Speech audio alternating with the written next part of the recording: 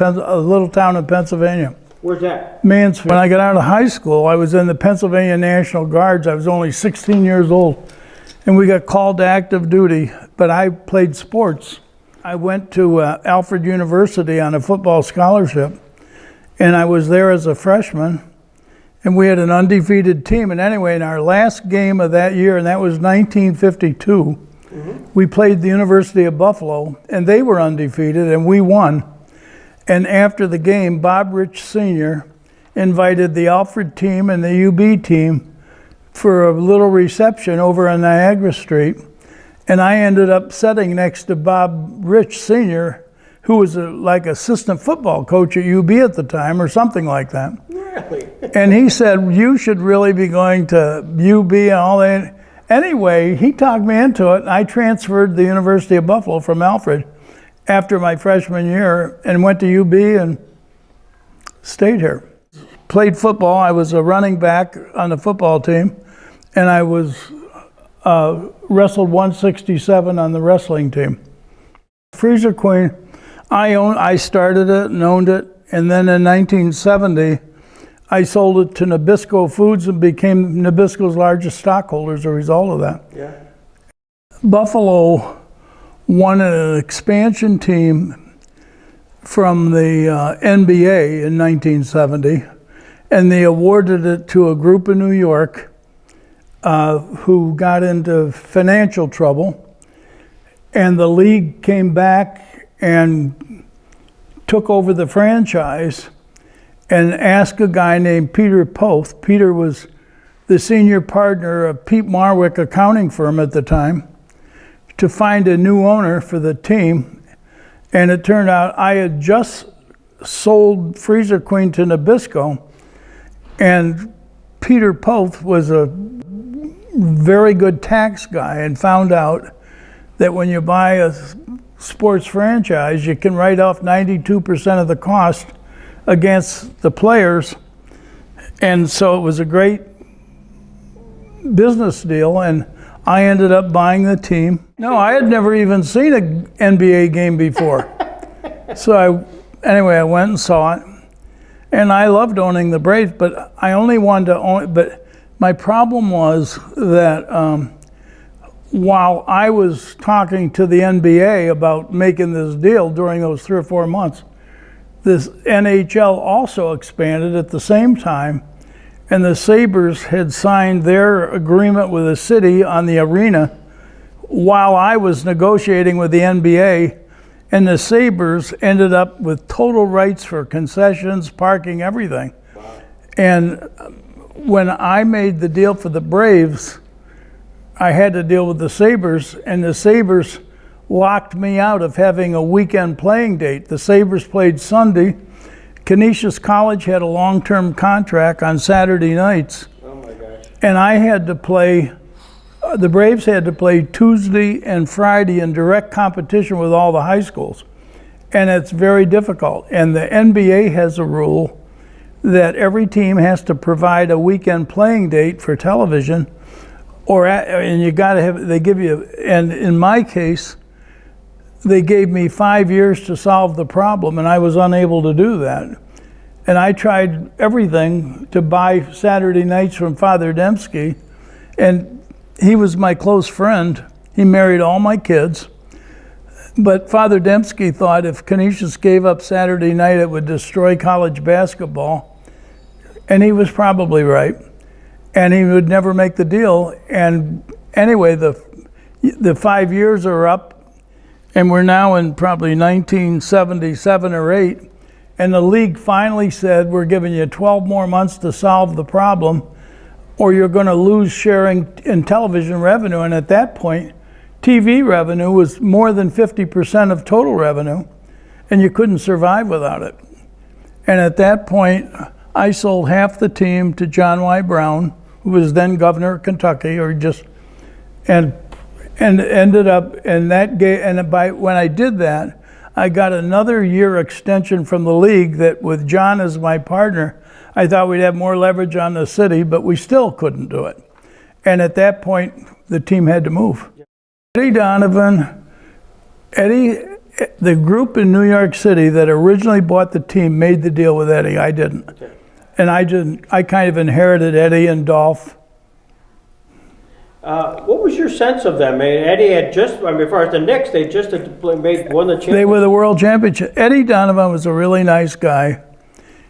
He was with the Braves probably 4 or 5 years, but in the Knicks, after winning the world championship, and Ned Irish, who ran the Knicks, became a close friend of mine. But they wanted desperately to get Eddie back, and at a point in the 4th year Eddie worked for me, the Knicks tampered with Eddie and talked him into going back to New York, which he did. Dolph coached here under me. He coached 1 year and 1 game. He was a great player and a really nice guy and a terrible coach. You were a startup team. Was that, Well, was your sense of humor and all the that? first 2 years we didn't do very well, but in the 3rd year we got in the playoffs. We drafted Randy Smith and Bob McAdoo, and we had a really good team. Trust me, we died in those playoffs. For the next 3 or 4 years we were in the playoffs, so it was exciting. Well, the first 2 years we only won, I think, 15 games in one and maybe 18 or 19 in the second year, something like that. But we drafted very high and we got good players. Bob McAdoo was the difference, though. Yeah. Well, he was our star. Yeah. Well, he was the most valuable player in the NBA. He led the league in scoring 3 years. He was the most valuable player at least 1 year. I can still recall JoJo White. Right, I remember that the ball was in the air and we got screwed on that, to be frank about it, because we should have won that game. That changed the whole series around. To the last 10 seconds of the game. With the Celtics ahead by 2 points, McAdoo stole the ball and tied the score. Now it was Boston's ball with 7 seconds on the clock. Nelson inbounded to Havlicek. McAdoo blocked Hondo's shot right into the hands of JoJo White. McAdoo also blocked White's shot, but at the same time he threw a block into JoJo as the buzzer sounded. Right there the contact is made. Jack Ramsey, the Buffalo coach, did some foot stomping, claiming there should be 1 second left on the clock, but the officials ruled no time left for play, just for JoJo's free throw. There comes a time in every man's life when he must stand alone, almost physical. In a situation like this, muscles tighten and the ball becomes a lead weight. Thousands watched in Buffalo Auditorium, millions more watched on television. And the object of this pressure was JoJo White. The first won the game. I still do see several of them. Really? Mm-hmm. Like who? Like Bob McAdoo, and Ernie DiGregorio comes to Buffalo every 3 weeks about. He has a small business here, and he visits here. He still lives in Providence, I think.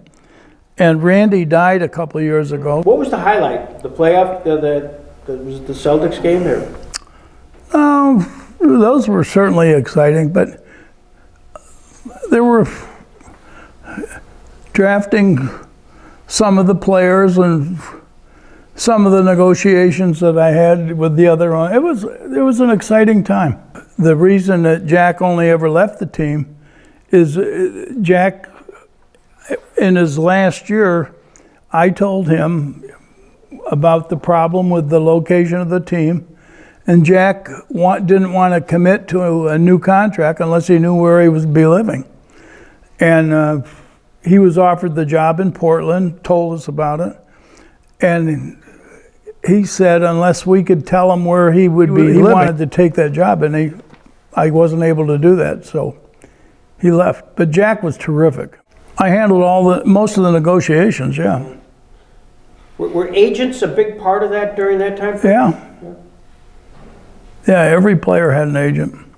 Was that a fun part or a hard part? Well, it wasn't much different. I'm an entrepreneur, and my whole life is negotiating, so that it was just a different type, but it was the same thing I was doing.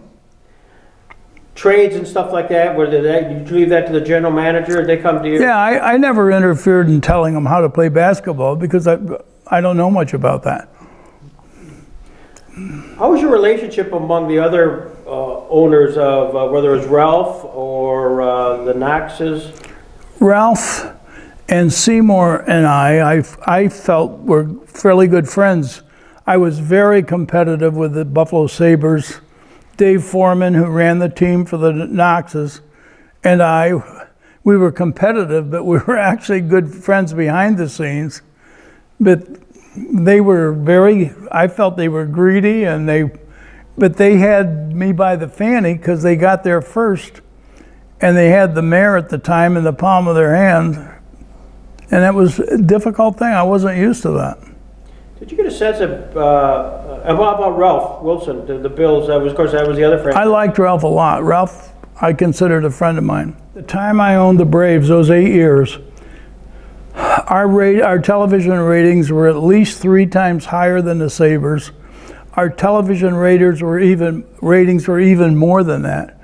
And if the Braves wouldn't have left Buffalo, the Sabres would have. Buffalo can't support 3 teams. They don't have enough business headquarters here. What's the question you normally get asked about the Buffalo Braves? I usually don't talk about them. Any real reason other than it's... No, it was a great part of my life, and I enjoyed it. And I like to think about it, my experience, in a positive way. And I know a lot of fans have a lot of questions, but I figure that I answered the ones I wanted to a long time ago, and Sure. I kind of leave it at that. In the early 60s, 1963, I was friends with the chairman of a bank in Rochester, New York, the Columbia Savings Bank. And the chairman called me up and said, we've had to repossess a property in Genesee County, property named Darien Lake. And they said, it's got to go through a federal auction. They called me like in March or April, I can't remember, but in that period, in 1963, and said, it's going to go through a federal auction in September or October, which was 6 or 8 months. And they said, would you be interested in using it for your family and kind of keeping your eye on it for us during that interim period? And I said, they had a lake on it, and it was full of fish, and it was pretty. And so I agreed to do that, and I no more got out there. And then somebody turned us into the health department that the well water out there was contaminated, and there was still 2 or 3 seasoned campers there. And I ended up having to fix it. And anyway, it was just one thing after another. By the time the auction came, I had invested over $100,000 fixing different things. And I ended up buying it at the auction. And then, I don't know why I got fixated on building a camping resort. And but at a point, I had over 1,000 campsites there, and a bathing beach and a picnic business. And I can't remember why, but my uncle was head of security for Disney World when they first built it in Florida. And he kept talking me into coming down and visiting him, so I did. I go down and look at it. And I said, and they had a camping complex, Fort Wilderness kind of. And I went down there and said, if he can do it, I can do it. And I came back here determined to find a way to build a theme park. And I found out that a company in Germany called Huss Trading Company, they were the largest manufacturer of theme park rides in the world, were looking for a North American location to demonstrate some of their products. And I contacted them, and they told me that there was a competition going on to find the right site. And I said, well, I'd like to enter into the and I did, and I won. And they invested $26 million in rides and another $12 million to do infrastructure. And using that, I then went out to Marriott and said, I would like you to invest in, at the time it was Service Systems, which Marriott bought during the process. I would like you to invest in building the food stands, and they ended up doing that. And I gave them, I think it was an 8 or 9 year contract with the understanding at the end of their contract, all the ownership reverted back to me. And then I did that with the games on the Midway, and I did that probably 6 or 7 different things, and ended up building a fairly large theme park. And it's become very successful. You're amazing. Can I get you an autograph here at this old 71 program? Sure. So I'm delighted we're here at Well, I'm Beaver glad Hollow. you are too. This is a delightful spot.